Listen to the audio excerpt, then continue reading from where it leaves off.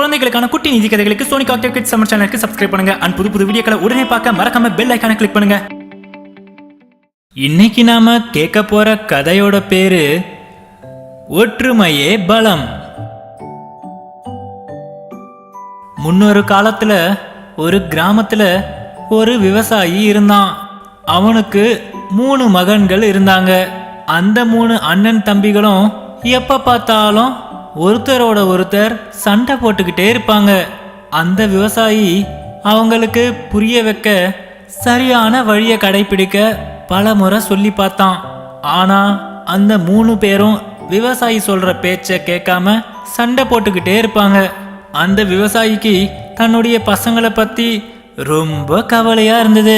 அவன் யோசிச்சான், ஐயோ, நான் இவங்களுக்கு எப்படி புரிய வைக்கிறது? இவங்க சண்டை போடுறத பார்த்து மற்றவங்க அதை உபயோகப்படுத்தி இவங்களை ஏமாத்திடுவாங்க. ஒரு நாள் அந்த விவசாயி ஒரு திட்டம் போட்டான். தன்னுடைய பசங்களை கூப்பிட்டு கொஞ்சம் கட்டைகளை எடுத்துட்டு வர சொன்னான்.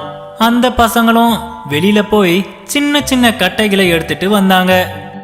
விவசாயி அந்த கட்டைகளை வாங்கிட்டு அதை சேர்த்து வச்சு கட்டினான். கட்டின கட்டைகளை எடுத்துட்டு அவன் தன்னுடைய மகன்கள் கிட்ட போனான். தன்னோட முதல் பையன் கிட்ட சொன்னான், மகனே, உன் முழு பலத்தை உபயோகிச்சு இத உடைக்க முடியுதா பாரு. அதுக்கு அந்த பையன் சொன்னான், ஓ அப்பா, இது ரொம்பவே சுலபமாச்சே, நான் இத ஒரே நொடியில உடைச்சிடுவேன். இதை கேட்டு விவசாயி சும்மா சிரிச்சான். அந்த பையன் தன்னுடைய முழு பலத்தை போட்டு அந்த கட்டை உடைக்க பார்த்தான். ஆனா அவனால அதை உடைக்கவே முடியல. ஓய்ந்து போய் அந்த கட்டை தன்னுடைய அப்பாக்கு திருப்பி கொடுத்துட்டான். அந்த கட்டை எடுத்துட்டு விவசாயி தன்னுடைய 2வது மகன் கிட்ட போனான். அவன்கிட்ட சொன்னான், மகனே, உன்னுடைய முழு பலத்தை போட்டு இந்த கட்டை உடைக்க முடியுதா பாரு.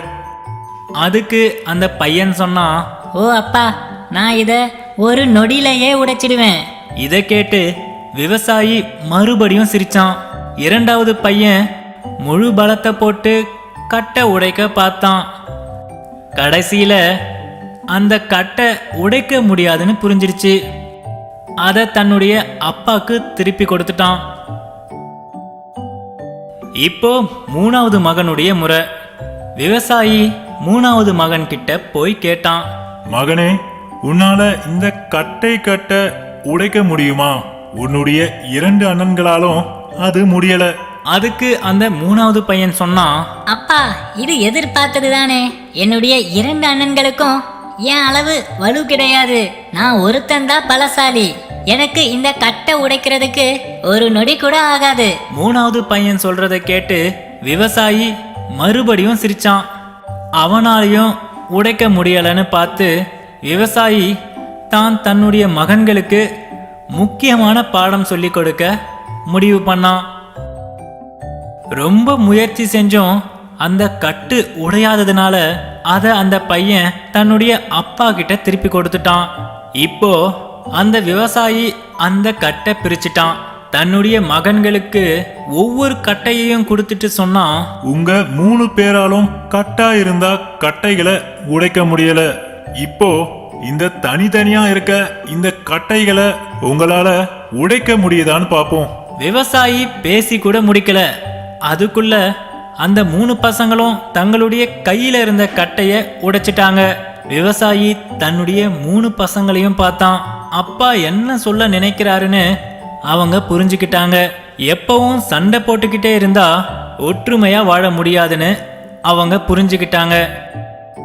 வெளி மனுஷங்க அதை தங்களுடைய லாபத்துக்கு உபயோகிச்சிடலாம்.